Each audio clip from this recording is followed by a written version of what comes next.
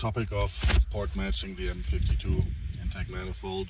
This is something which I've done previously but never really documented it. It was before I started the YouTube channel. I'm kind of going to go back to it, do some more tests here. This manifold I had port matched. I enlarged the Dremel, the intake port. I went in with an extension also as far as I could, taking off some material. Stock one, untouched one, port matched version which I ran before. I'm running currently the M50 manifold which I swapped back, but noticing that above 6,000 RPM higher there's a kind of weird thing happening with the M50 manifold where it doesn't seem to pick up more power. Some talk about it that it's the resonance in the M50 manifold above 6,000 RPM and that the M52 manifold actually will perform better at higher RPM above 6,500 RPM. So I'm going to swap this version back on, the one I have modded. It's slightly enlarged. The stock one is 45 millimeter. This one I opened up here to about 50 and just tapered it kind of in. I did go inside with the Dremel as far as I could, but not too much because the wall is not so thick, and if you go too far you're gonna make a hole. I've done a first shot of this porting and I actually went too far and then it had a leak, so can't really go too wild on it. Anyways, I did it just to try it out for myself basically.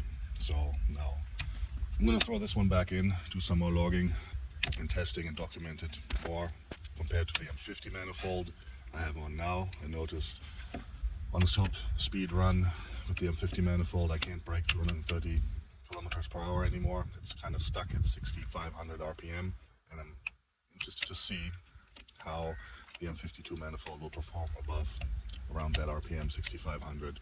If it does the same, doesn't want to rev anymore, or if the flow actually will continue to rise the higher you rev it. That's the plan basically. Just going to swap this version back into the car real quick, throw the M50 manifold out, put this one back in. It will bring an overall torque improvement, definitely in low mid RPM, so it will be noticeably, or you will feel that it's quicker. Between 5,500 and 6,000 the M50 definitely outflows this one, but then above that RPM, that's what I'm trying to see. Top speed also, if there will be a difference. We can get more top speed with this manifold than with the M50. So this is the port matched version, just this one I had for comparison lying here. So let's swap it in.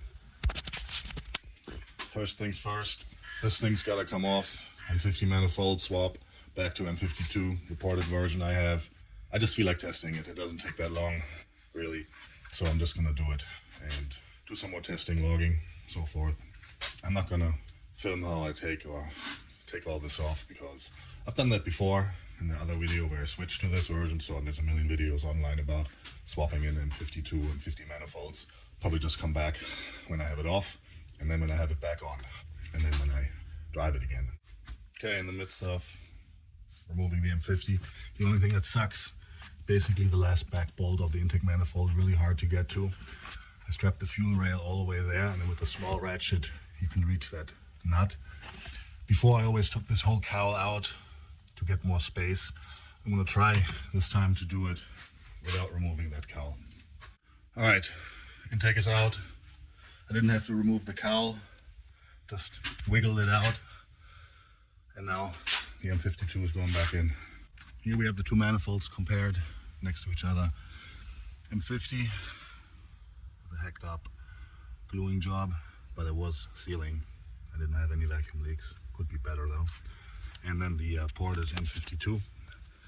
Transfer all this stuff over to here and then throw it back in. Okay, M52 manifold is going back on. And here with the M52 it's much easier to get to the back nut here. So you can actually reach your hand in here and turn it. So not necessary to remove this whole cowl setup. You can do it for more space, but I managed to pull the M50 out.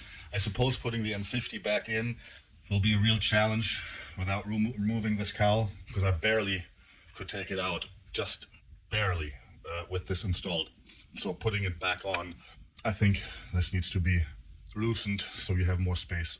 Now putting back at the M52, do some more tests again, but for daily driving I'm just noticing increase in torque and you don't have to rev the engine so high.